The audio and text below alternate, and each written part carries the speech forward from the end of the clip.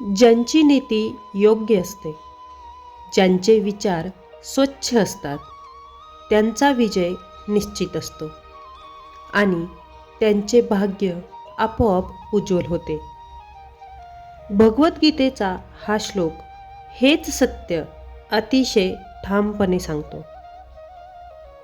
ततः श्वेते हय्ये युक्ते महती सेंदने स्थितो माधव पांडव एव दिव्यो शंखो प्रदमत्तु. अर्थ: दुसऱ्या बाजूला शुभ्र अश्वांनी युक्त अशा एका महान रथामध्ये बसलेल्या भगवान श्रीकृष्ण आणि अर्जुन यांनी आपापले दिव्य शंख वाजविले. तात्पर्य: भीष्मदेवांनी वाजविलेल्या शंखाशी तुलना करताना श्रीकृष्ण आणि अर्जुन यांनी वाजविलेल्या शंखांचे दिव्य म्हणून वर्णन करण्यात आले आहे.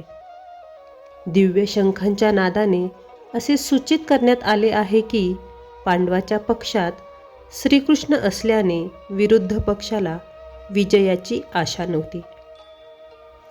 जयस्तु पांडुपुत्रांना येषा पक्षे जनार्दना. पांडुपुत्रासारख्या व्यक्तींचाच नेहमी विजय होत असतो, कारण भगवान श्रीकृष्ण त्यांचे सहकारी असतात आणि ज्या ठिकाणी भगवंत असतात त्या ठिकाणी लक्ष्मी देवीसुद्धा असते, कारण लक्ष्मी देवी आपल्या पतीशिवाय कधीही कुठेही एकटी राहत नाही. म्हणून विष्णू किंवा भगवान श्रीकृष्ण यांच्या शंखामधून उत्पन्न झालेल्या दिव्य शंखध्वनीद्वारे कळून आले की भाग्य आणि विजय अर्जुनाची वाटच बघत होते. या व्यतिरिक्त हे दोन्ही मित्र ज्या रथावर बसले होते तो रथ अग्निदेवाने अर्जुनाला दान केला होता. यावरून आपल्याला असे लक्षात येते की हा रथ त्रिलोकी कुठेही फिरविला तरी तो निश्चितपणे सर्वत्र विजयप्राप्ती करू शकतो.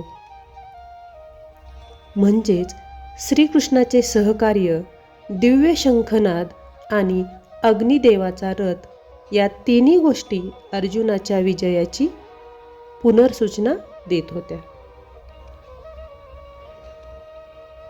आता पाहू या श्लोकाचा आजच्या जीवनाशी लागणारा संदर्भ.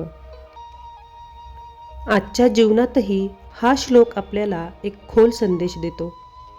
जेव्हा आपल्या आयुष्यात योग्य विचार, नीतिमूल्ये आणि सत्याचा आधार असतो तेव्हा यश हे आपोआप आपल्या दिशेने येते.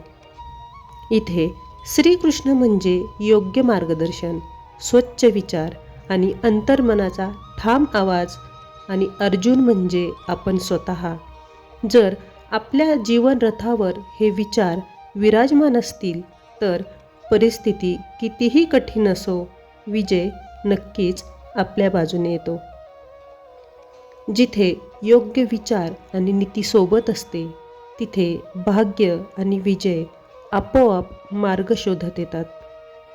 योग्य नीतीची साथ लाभली तर भाग्यही आपली दिशा बदलते आणि जीवन स्थिर होते. जय श्रीकृष्ण. धन्यवाद.